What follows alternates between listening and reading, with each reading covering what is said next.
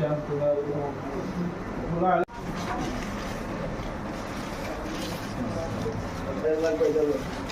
যারা চির বিদায় নিয়ে চলে গেল তাদেরকে মাফ করে দেন, জান্নাতুল ফেরদাউসের উচ্চমাকাম দান করে দিন। আল্লাহুম্মা আমিন।